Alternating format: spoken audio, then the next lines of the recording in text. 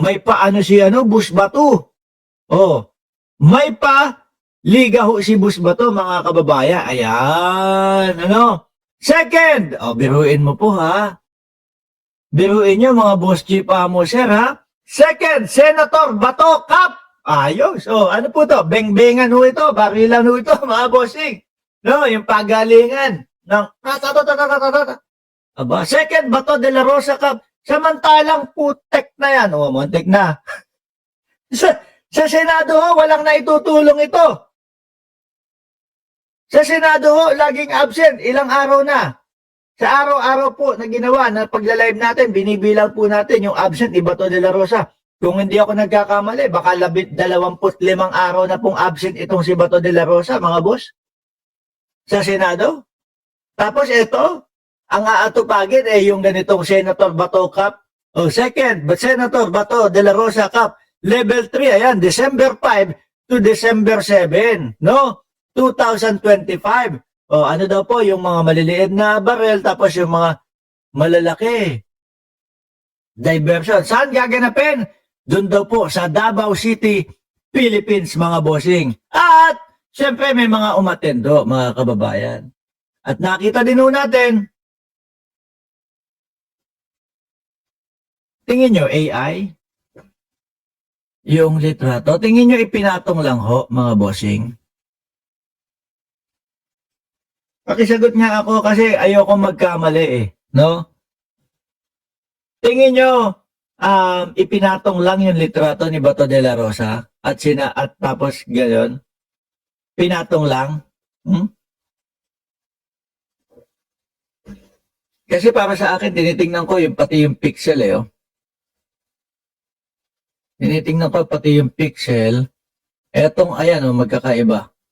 Etong pixel nung dito, etong nakasulat dito, is parang medyo hawig. No? Iniisa-isa ko Parang parehas Tingnan nyo ito. Tingnan nyo ito. Simula dito. Kung ano yung pagkakabuhaghag ng pixel. Pero baka mali ako. Kasi ang nag-post nito, mga bossing, mukhang tubol. Grabe naman. Si Chi naman. Kasi ang nag-post nito, mga kababayan, yung isang nagkomento sa kanya doon sa comment section niya. Ipinost kasi ni Bato de la Rosa ito, mga bossing So kung sakali na ito ay pinatong lang, baka nga wala sa Davao, pero meron mga paganito si Bato de la Rosa. Kesa atupagin yung ating yung ating Senado ho. Kung pinatong lang yan, ito kaya yung nagsasalita dito, mga bossing. Is he also? Ito kaya, kumpirmado kaya itong nagsasalita dito? Tungkol sa lokasyon ni Bato de la Rosa? I can only say it after it's said and done. May mga bagay ako hindi pwede sabihin. Okay. Pero, kung matandaan nyo, mga boss G pa mo, sir, si Ombudsman Remulla ang nagsiwalat, ang nagsabi, mga kababayan, na may warrant of arrest na talaga si Bato de la Rosa. Meron na talaga. Di ba?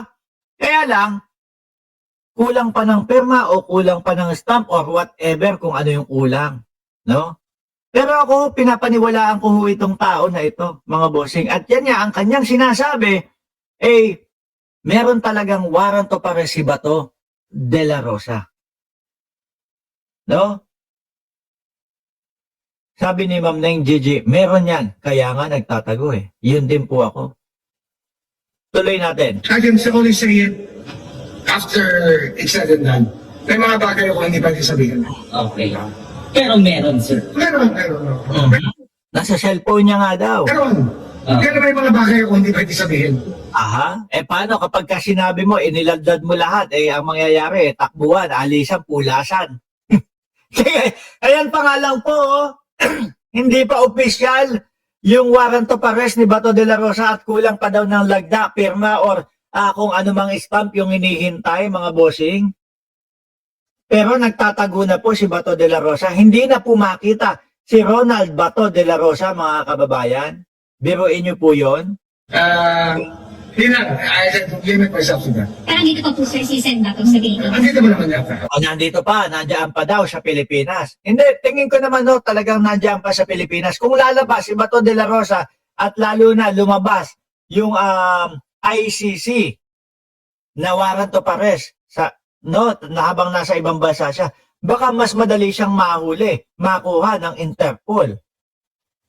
Oh, at least sa Pilipinas, mas madali para sa kanya kasi merong mga taga-Davao na susuporta at hahadlang para siya ay makulong o mailipad po sa dahig. Nasaan po si Senator Bato de la Rosa? He's supposed to be in Pampanga. Naku po, nasa Pampanga daw mga kababayan, si Bato de la Rosa. Sino? Pumasok, susunod na ba ako dun? Nasa Pampanga. Sabi ko sa inyo talagang minamanmanan at talagang may nakapokus kila Bato de la Rosa. Kahit anong pagtatago niyan, may susunod at may susunod po dyan. May mga nakatiktik na po dyan, mga bossing.